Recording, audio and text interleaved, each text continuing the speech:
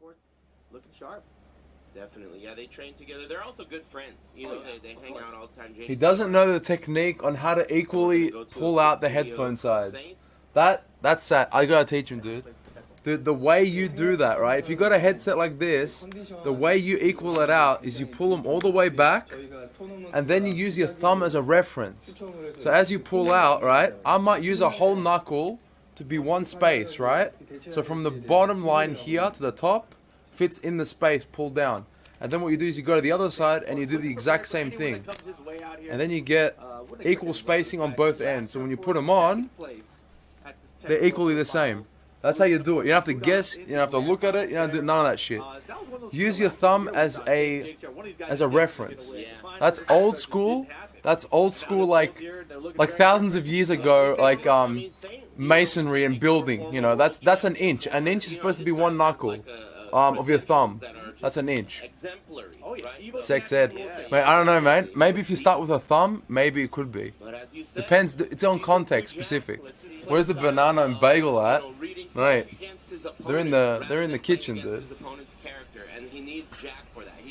But I don't have the banana and the bagel, but I can tell you I got the end product, dude. A bag full of nuts. So that would be for later, dude. Dude, we bring a small cup for a little drink. Get some of that soda water. Some of that tropical fucking sugar-free cordial, dude. Dude. This is the quintessential single mom's cup, dude. Live, laugh, love, dude. You ain't got daddy issues if you ain't got one of these, dude. That's all I gotta say. But man, this shit packs a punch, dude. It's huge. Dude, this is like 1.25 liters. And this thing like fits, it's like less than 2 of those cups. Good boy. Of course, you just pour it sideways so the bubbles don't escape. There you go, dude. Don't be a scrub and drop that shit in there. It's none of your business. Yeah. Yeah, boy. Yeah. Dangerous to put it on top of your Razor Panthera, but YOLO, do it for the vine. Yeah. Yeah, this good shit, mate. Just if it happens, clip it. Okay.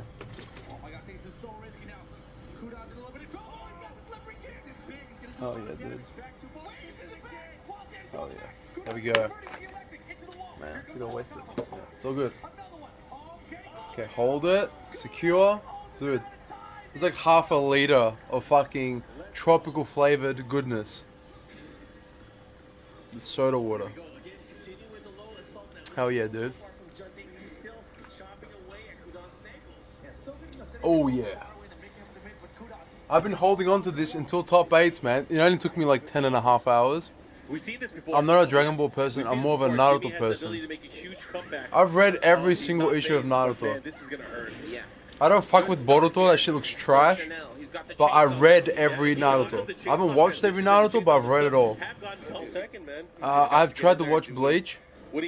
Dude, I read Bleach for many years until they just went off the rails and it stopped. Like, oh, what was his name? Dude, I was like halfway through that Juha Bach arc. Fuck that shit, man. I noped out. They should have ended it when they imprisoned Aizen. That's the ending of Bleach. And they kept going for another fucking 10 years. I can't even believe it. When it comes to Naruto characters, I like a lot of them, right? But I'll narrow them. I'll bring up 3 characters, right? Yeah, I know, dude. Obito and the other eye was available when Kakashi took it. I know. Don't worry, dude. I'll give you 3 characters that, to me, are really important. Rock Lee. Number 1 is Rock Lee, right? Not in the particular order. Just first one, Rock Lee. Because to me, that character, like, you know, the way that the creator of Naruto has made all this stuff, The way he does it is just like trying to create characters that you can associate with in certain aspects of life and all this kind of stuff. Really good character creation.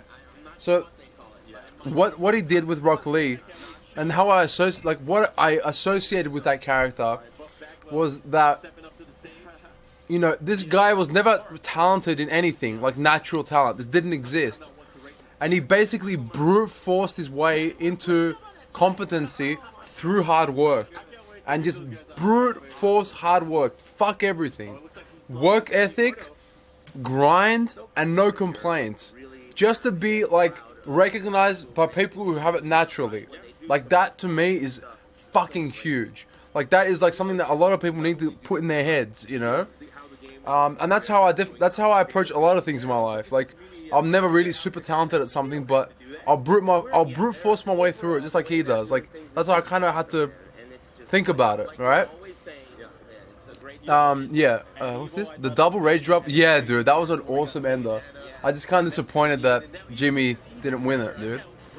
But yeah, Rock Lee is definitely that. Like all the way till the end. If you watch the end of Shippuden, dude, fucking to the end. Just. You know, and also not only just putting hard work, but making himself useful by doing that hard work. He didn't want to be, considered useless or not helpful. He will put himself on the line for it, which is something really noble, and I really liked about that. He was never the best even till the end, but when he opened them gates, even for that brief moment, he made himself known, and he was important in his contribution. So that was super important in my opinion. Okay, second character. Second character is Neji. Neji, right? I think I got the right name. The Byakugan guy.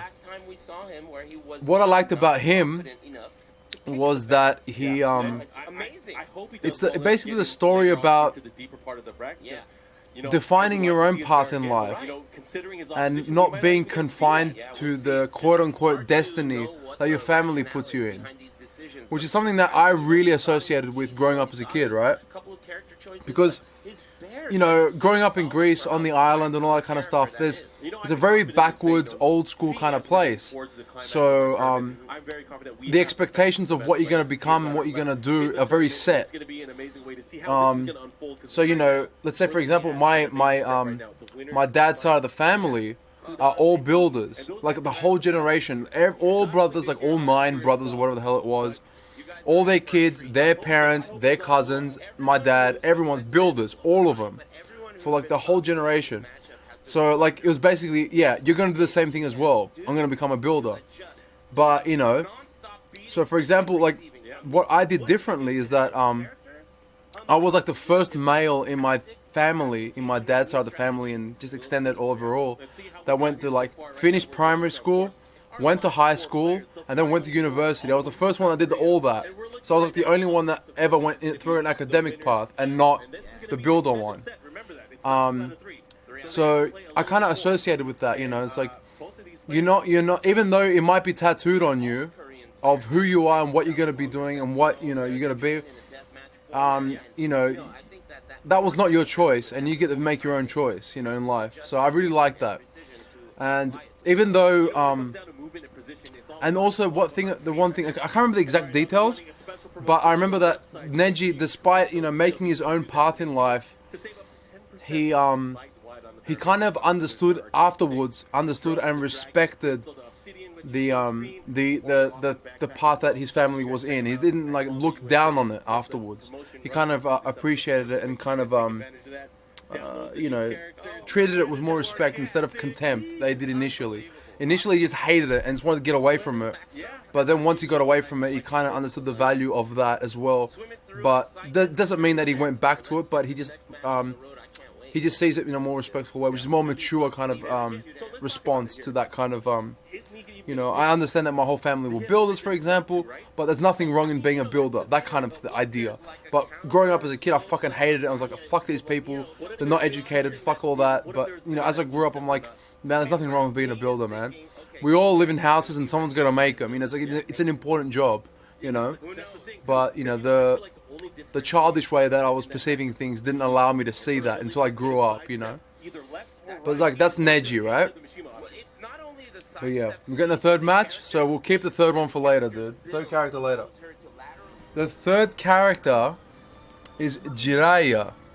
Jiraiya, the way I associate with him is that he is a character that I see a lot of myself in, and the parts that I'm actually afraid of.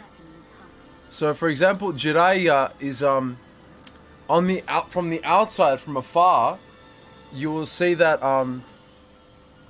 he just seems like a badass. Like he's got it all under control. He's fucking he's just this bigger than life kind of person. But in reality, he's exchanged a lot of what matters in life in order to pursue his goals.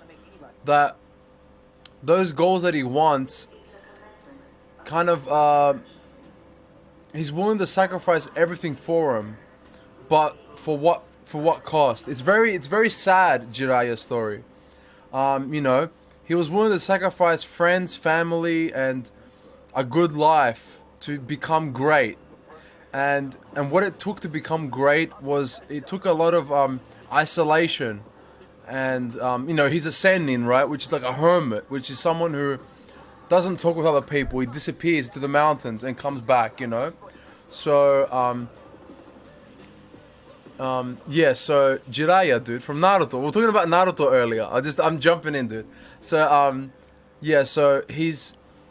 so basically you could tell that even though he acted like he had his persona, his external persona did not actually match his internal. Like internally, he was very heartbroken, sad, and lonely, and he just wished that he could just go back. Sometimes, I think sometimes he has these moments where he wishes he could just go back in time and just choose a simple life and nothing fancy. And but at the same time, when life kind of introduced him an opportunity, when a door opened in his life to show him, okay, maybe now you can stop it all and go back and get that simple life that you always wanted. Once an opportunity comes to him, it's like the demon inside him wakes up, that desire to become great, and he puts it off for later. It's like, no, I'll do it later, not now. I can work a bit more. And it disappears again and blows that opportunity. And then like 1 year goes by, then 10 years go by, then 20 years go by. And another opportunity comes, he says, no, I'll do it later. So I'll do it later. So he did that again and again and again and again until he's like an old man. And his opportunity to like maybe start something with Tsunade and have like a family or something and like settle down just kind of went by. And it was always kind of in the background, always, with everything that he did. And he took in Naruto kind of as a kid because he never had his own. And you could tell that he was trying to make amends with his bad decisions, with his own personal selfishness, and try and like make amends and make things better, So like, I don't know, I see myself in that. Like I do that. Like I have the reputation of being a hermit. Like that's, people call me that, I just disappear. I work really hard on what I gotta do.